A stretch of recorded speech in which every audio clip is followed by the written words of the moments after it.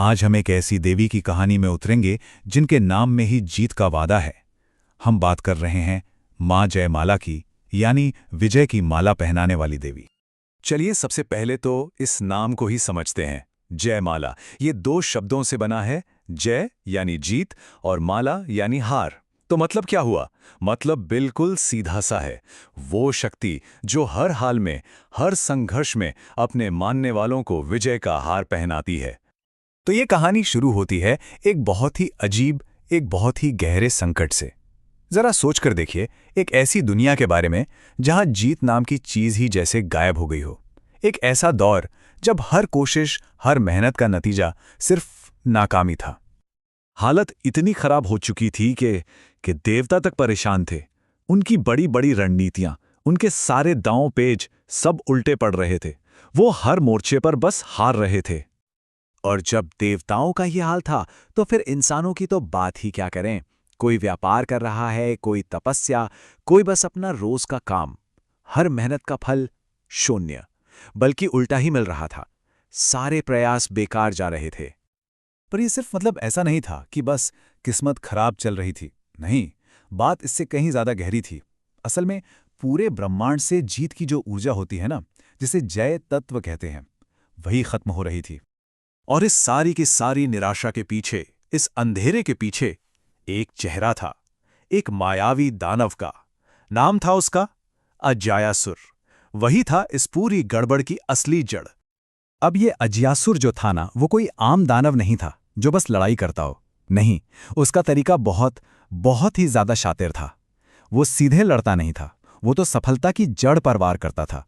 लोगों के अच्छे कर्मों का फल चुरा लेता। जीत मिलने से ठीक 1 सेकंड पहले सब कुछ पलट देता था। तो जब हर रास्ता बंद हो गया, हर तरफ सिर्फ और सिर्फ निराशा थी, तब सारे देवताओं ने मिलकर एक ही काम किया। उन्होंने विजय की माता को पुकारा। उनकी एक ही गुहार थी, हमें जयमाला चाहिए। और जानते हैं क्या हुआ? उनकी प्रार्थना सुनी गई। अचानक आकाश में एक अद्भुत, एक दिव्य रोशनी प्रकट हुई। सुनहरी, लाल, सफेद, ये सारे रंग आपस में मिलकर एक तेज रोशनी का गोला बन गए। और फिर उस दिव्य रोशनी के गोले से मां जयमाला प्रकट हुईं। उनका स्वरूप क्या कहें, बस कल्पना कीजिए। सुनहरी आभा, 4 भुजाएं जिनमें कमल, अंकुश, वरद मुद्रा और सबसे खास वो दिव्य जयमाला थी। वो सिंह पर सवार थीं और उनकी आंखों में ऐसी चमक थी जिसे कोई हरा नहीं सकता। उनके आते ही जैसे पूरे ब्रह्मांड में जीत की ऊर्जा फिर से दौड़ने लगी। तो अब वो पल आ गया था। एक तरफ थी पराजय की शक्ति अजयासुर और दूसरी तरफ थी स्वयं विजय की देवी मां जयमाला। ये सिर्फ एक लड़ाई नहीं थी, ये तो 2 सिद्धांतों का टकराव था, जीत बनाम हार। अजयासुर ने अपने पूरे घमंड में देवी को देखकर कहा, मैं किसी को जीतने ही नहीं देता।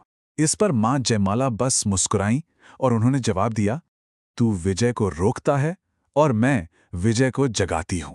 बस इसी एक लाइन में दोनों की सोच का फर्क साफ हो जाता है। एक का काम है तोड़ना, दूसरे का जोड़ना। और तब मां जयमाला ने अपना वो अस्त्र चलाया जो सबसे शक्तिशाली था। उन्होंने अपने हाथ में पकड़ी हुई उस दिव्य जयमाला को आकाश में उछाल दिया। और उस माला की शक्ति, ओहो, उसकी तो कल्पना भी नहीं की जा सकती। जैसे ही वो माला आकाश में घूमी, नाकामी के सारे काले बादल छट गए। जितनी भी रुकावटें थीं, सब टूट गईं और जो काम अब तक बिगड़ रहे थे, वो पल भर में बनने लगे। अजयासुर ये देखकर एकदम घबरा गया। उसने पूछा, ये कैसी माला है? और तब देवी ने वो जवाब दिया जो इस पूरी कहानी का समझिए सान है।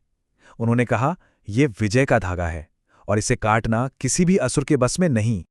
तो अजयासुर का अंत हो गया, पर यह सिर्फ एक दानव का अंत नहीं था। नहीं, ये तो पूरी दुनिया के लिए एक नई सुबह थी। सफलता की, उद्देश्य की ऊर्जा एक बार फिर हर किसी की जिंदगी में लौट आई थी। और इसका असर? अरे, इसका असर तो जिंदगी के हर पहलू पर दिखाई दिया।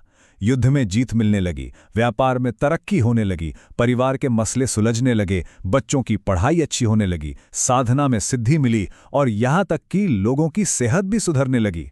हर तरफ एक पॉजिटिविटी लौट आई। तो सवाल ये उठता है कि इस सदियों पुरानी कहानी से हम आज क्या सीख सकते हैं? ये हमें अपनी आज की मुश्किलों से लड़ने के बारे में क्या सिखाती है? ये कहानी खत्म होती है माँ जयमाला के एक अद्भुत संदेश के साथ, जो आज भी उतना ही सच है। जिसके गले में मेरी जयमाला है, वो कभी हार नहीं सकता। अब जाहिर है ये माला कोई बाहर पहनने वाली चीज नहीं है, ये तो हमारे अंदर के विश्वास की, उस दिव्य आशीर्वाद की निशानी है। तो आखिर में बस एक ही सवाल है कि हमारी अपनी जिंदगी में ये जयमाला क्या हो सकती है।